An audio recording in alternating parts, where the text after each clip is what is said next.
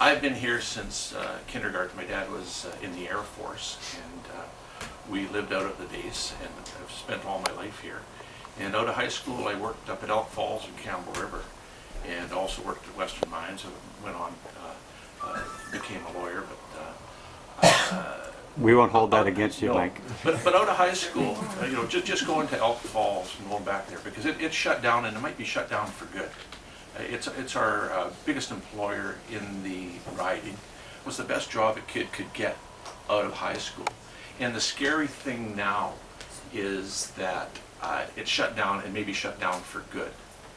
And when our economy hit the skids, and you know, the world economy was having troubles, and I remember Stephen Harper saying what a great buying opportunity it was, you know.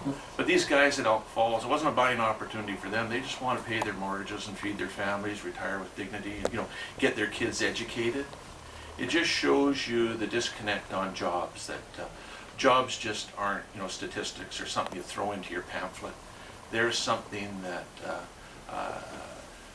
people get their self-worth from, they raise families with, and governments do make a difference. And Canada is the greatest country in the world for different reasons, but it's not just geography.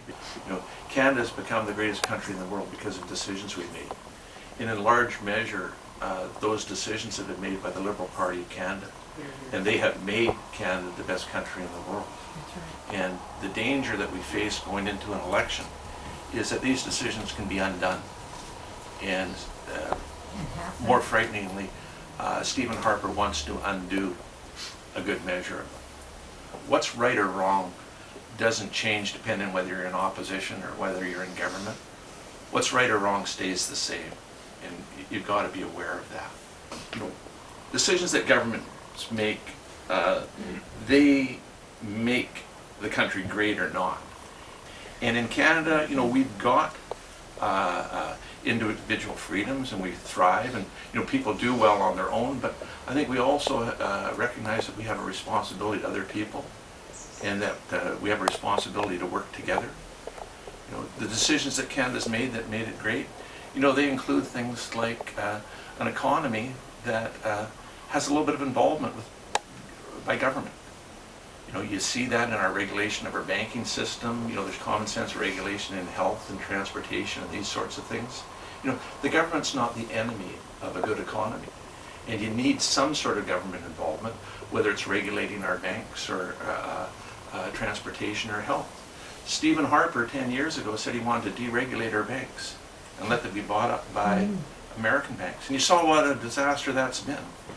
We might have gone the way of Iceland or the British banks, and you know, have our whole economy go down the tube. You know, and other decisions that we've made, you know, include health care, old age pension, Canada pension. These are things that show that we care as a country. And Stephen Harper, like I say, wants to undo a lot of these things. Locally here, you probably read in the paper that John Duncan's just been appointed the Minister for Indian Affairs.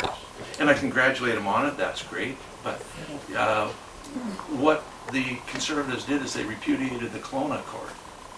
You know, and that would give us some security in our land base. It would also bring, Bob can cover his ears, but it would bring a lot of tax dollars from Ontario into BC to pay for Indian land claims. And I had the pleasure of going up to Port Hardy in the north end of the island, and you see what they've done there with the Hardy boys, and they've got the gravel mine there. Great entrepreneurial spirit, and they're like the West Bank band in Kelowna. Just a great entrepreneurial spirit. If you have some money flowing in to these places, not only does it settle a rightful claim that should be settled, it would also be a great financial boon to BC.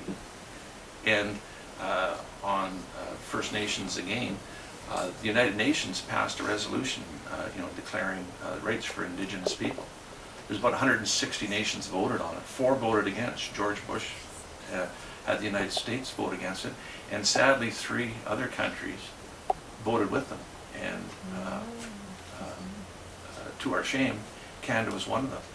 So it's great that John Duncan's been appointed Minister for Indian Affairs, but it would be even greater if he showed the guts to repudiate some of these huge mistakes that Canada's made along that line. But on fundamental decisions, Stephen Harper wants to change our country for the worse. To deregulate, sell banks is his instinct.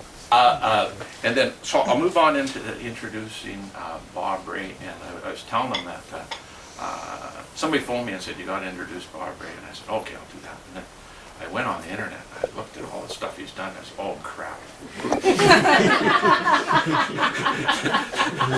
That's going to be a lot of work. Because you all know, he was an MP in Ontario, and then he went into provincial politics, became Premier of Ontario. And the work he's done since, with on the First Nations, with there was the burnt church problems, he goes in and gets the work done on national security with Air India, on softwood lumber, you name it.